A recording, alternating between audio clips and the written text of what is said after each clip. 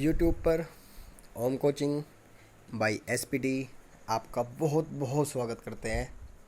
आज हम आपको हिंदी साहित्य के आदिकाल के संपूर्ण इतिहास के बारे में बताएंगे, उनके महत्वपूर्ण रचनाकार और उनकी रचनाओं के बारे में बताएंगे। और उसमें जो सबसे ज़्यादा इम्पोर्टेंट है चंद्रबरदाई और उसकी रचनाएं के बारे में आज हम पढ़ने जा रहे हैं, जो एग्ज़ाम में सबसे ज़्यादा पूछा जाता है। आदिकाल से एक या दो क्वेश्चन हर एग्ज़ाम में ज़रूर पूछा जाता है, इसलिए आज हम आपको आदिकाल का संपूर्ण इतिहास पढ़ाने जा रहे हैं। इसमें हम पढ़ेंगे आदिकाल को वीरगाथा काल क्यों कहा जाता है, कौन कौन से इसमें महत्वपूर्ण कवि हुए हैं और उनकी कौन कौन सी रचनाएं सबसे ज़्यादा महत्वपूर्ण हैं। तो पढ़ते हैं हम आदिकाल।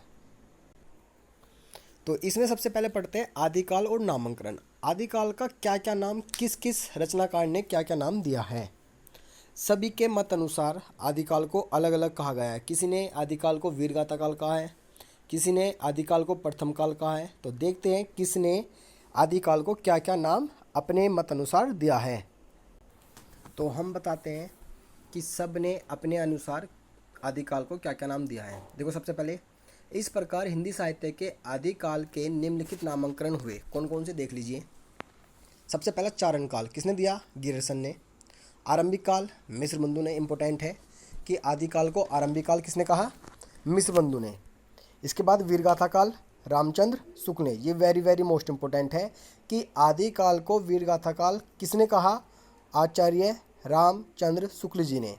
सिद्ध सामंत काल किसने कहा, राहुल शंकराचार्य ने।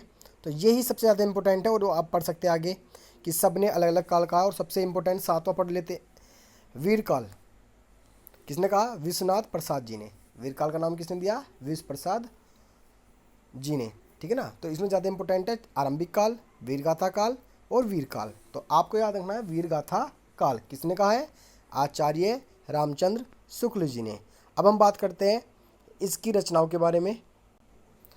तो आप देख सकते हैं इस काल में कौन कौन सी महत्वपूर्ण रचनाएं हैं और किस किस ने लिखी है। तो सबसे पहले विजयपाल रासो, मोस्ट इम्पोर्टेंट है। सबसे पहले विजयपाल रासो किसने लिखी है, नल सिंह ने। हमीर रासो, सारंगधर, कीर्तिलता, विद्यापति। और विद्यापति इस काल के इम्पोर्टेंट और बहुत ही महत्वपूर्ण किसी भी एग्जाम के लिए। कीर्ति पताका विद्यापति। खुमान रासो दलपति विजय। बिसलदेव रासो नरपीतनालय। Prithviraj Raso very very most important Chandbardai. और इसमें सबसे ज़्यादा इम्पोर्टेंट है विद्यापति और चंद्रबरदाई। तो आज हम इसके बारे में ही पढ़ेंगे कि किसने, चंद्रबरदाई ने और विद्यापति ने कौन कौन सी रचनाएं लिखी है। कुछ इम्पोर्टेंट रचनाएं मैंने आपके सामने लिख दी हैं, आप पढ़ सकते हैं। पृथ्वीराज रासो चंद्रबरदाई, जयमंक जयचंद्रिका मधुकर कवि, जयचंद्र प्रकाश भटके द्वार, परमाल रासो जगनिक, खुसरो की पहलिया खुसरो, पदवली विद्यापति। तो ये इस काल के महत्वपूर्ण रचनाकार, साहित्यकार और ये इनकी महत्वपूर्ण रचनाएं हैं जो एग्जाम में सबसे ज़्यादा पूछी जाती है, बार बार किसी भी एग्जाम में पूछी जाती हैं। तो अब हम सबसे पहले पढ़ेंगे चंद्रबरदाई के बारे में और उनकी very most important Prithviraj Raso के बारे में, और चंद्रबरदाई ने कौन कौन सी अपनी रचनाएं लिखी है। तो इसी में सबसे पहले हम पढ़ेंगे चंद्रबरदाई का जीवन परिचय। तो आदिकाल में ही हम जो इसके महत्वपूर्ण दो रचनाकार हैं, साहित्यकार हैं, चंद्रबरदाई जी और विद्यापति जी के बारे में हम पढ़ेंगे और उनकी कुछ महत्वपूर्ण रचनाओं के बारे में आज पढ़ने जा रहे हैं। तो चंद्रबरदाई जी का हम जीवन परिचय देख लेते हैं। पूरा नाम चंद्रबरदाई, जन्म जन्मभूमि संवत 1205 ईस्वी और लाहौर, जन्मभूमि कहाँ है इनकी, लाहौर। मृत्यु संवत 1249, जन्म हुआ था 1205 संवत और मृत्यु हुई थी 1249 संवत। मुख्य रचनाएं पृथ्वीराज रासो, मैं आपको बता चुका हूँ, very very most important Prithviraj Raso इनके द्वारा लिखी गई रचना है। और ये हिंदी साहित्य के पहले कवि माने जाते हैं चंद्रबरदाई जी, और पहला ही महत्वपूर्ण रचना पृथ्वीराज रासो को हिंदी साहित्य की मानी जाती है। भाषा ब्रजभाषा। पुरस्कार महाकवि, महाकवि का पुरस्कार किसे मिला है, चंद्रबरदाई जी को। नागरिकता भारतीय। अन्य जानकारी, चंद्रबरदाई दिल्ली के अंतिम हिंदू सम्राट महाराजा पृथ्वीराज के सामंत और राजकवि के रूप में प्रसिद्ध है। ये पृथ्वीराज चौहान जी के समक्ष थे और इन्होंने उसी के ऊपर लिखी थी पृथ्वीराज रासो। क्लियर, ये आप देख चुके होंगे। देख लीजिए आप। पूरा नाम, जन्म, मृत्यु, मुख्य रचनाएं, भाषा, पुरस्कार, उपाधि, नागरिकता। ये वेरी वेरी मोस्ट इम्पोर्टेंट है जो किसी भी एग्जाम में पूछा जाता है। क्लियर। अब हम बात करते हैं आगे। तो इसी में मैं आपको बता दूं, हिंदी का प्रथम कवि किसे कहा जाता है? चंद बरदाई जी को कहा जाता है, ठीक है ना। और हिंदी का प्रथम काव्य या प्रथम रचना किसे कहा जाता है? इनके द्वारा लिखित पृथ्वीराज रासो को ही हिंदी का प्रथम रचना मानी गई है, ठीक है ना, ये याद रखने लायक।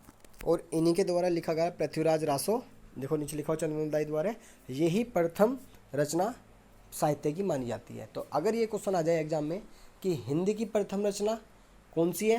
पृथ्वीराज रासो। और हिंदी का पहला कवि कौन सा है? चंद बरदाई जी। तो मैं आपको बता दूं ये वेरी मोस्ट इंपॉर्टेंट है कि पृथ्वीराज रासो किसने लिखी? चंद बरदाई जी ने लिखी। चंद बरदाई जी का मैंने आपको जीवन परिचय बता दिया इन शॉर्ट में। जीवन परिचय ज़्यादा नहीं पूछा जाता, बस इनकी रचनाओं के बारे में पूछा जाता है, और उसमें भी सबसे ज़्यादा पृथ्वीराज रासो के बारे में पूछा जाता है। और यही आपको मैं बताने वाला था, आदिकाल में वेरी मोस्ट इंपॉर्टेंट है, ठीक है ना। आप अपना ध्यान रखें, एग्जाम की तैयारी करते रहे और इसी तरह से पढ़ते रहे। अब हम बात करते हैं महाकवि विद्यापति की। इसी काल के दूसरे महत्वपूर्ण रचनाकार है महाकवि विद्यापति। पहले चंद बरदाई जी इसके काल के आदिकाल के महत्वपूर्ण कवि थे, अब दूसरे महाकवि में गिने जाने वाले विद्यापति जी। इनका जन्म 1352 ईस्वी में हुआ था और मृत्यु 1448 ईस्वी में। अब हम इसके थोड़े जीवन के बारे में पढ़ते हैं और इन्होंने कौन कौन सी महत्वपूर्ण रचनाएं लिखी है। इस आदिकाल में ये दो महत्वपूर्ण महाकवि और इनके द्वारा लिखी गई रचना ही सबसे ज़्यादा एग्जाम में पूछी जाती है। तो इसी में बात करते हैं इनके जन्म की। जन्म इनका 1380 में हुआ था, निधन 1460 ईस्वी में, संवत में 1460 में, है ना। जन्म स्थान ग्राम बिस्पी, मधुबनी, बिहार। जन्म कहाँ पर हुआ था इनका? बिहार में हुआ था। कुछ प्रमुख कृतियाँ: विद्यापति की पदावली, कीर्तिलता, कीर्ति पताका, पुरुष परीक्षा इम्पोर्टेंट है, भू परिक्रमा और लिखनावली पदावली। पदावली वेरी वेरी मोस्ट इम्पोर्टेंट इनकी रचना है। तो ये इस काल के महत्वपूर्ण कवि थे और इनकी महत्वपूर्ण रचनाएं मैंने आपको बता दी है। बस अब लास्ट में एक वेरी वेरी मोस्ट इम्पोर्टेंट मैं क्वेश्चन आपको बताने चाह रहा हूँ। चंद बरदाई जी ने पृथ्वीराज रासो लिखी है, पर एक और वेरी मोस्ट इम्पोर्टेंट इनकी रचना है जो चंद बरदाई जी ने लिखी थी, इसलिए मैं सबसे लास्ट में बता रहा हूँ। वेरी वेरी मोस्ट इम्पोर्टेंट है पदावती। वेरी वेरी मोस्ट इम्पोर्टेंट आ जाता है पद्मावत और पदावती, याद रखना, इसलिए मैं लास्ट में बता रहा हूँ। पद्मावत अलग है, पदावती अलग है। पदावती लिखी थी चंद बरदाई जी ने। तो चंद बरदाई जी की दो ही महत्वपूर्ण रचनाएं हैं, पृथ्वीराज रासो और पदावती, ठीक है ना। धन्यवाद, अपना ध्यान रखें और हमारे चैनल को लाइक और सब्सक्राइब करना ना भूलें। आने वाले एग्ज़ाम के लिए, हिंदी की महत्वपूर्ण क्लास के लिए और जीके से रिलेटेड किसी भी क्लास के लिए हमारे चैनल को लाइक और सब्सक्राइब करते रहे। धन्यवाद, आप सबका बहुत बहुत स्वागत है।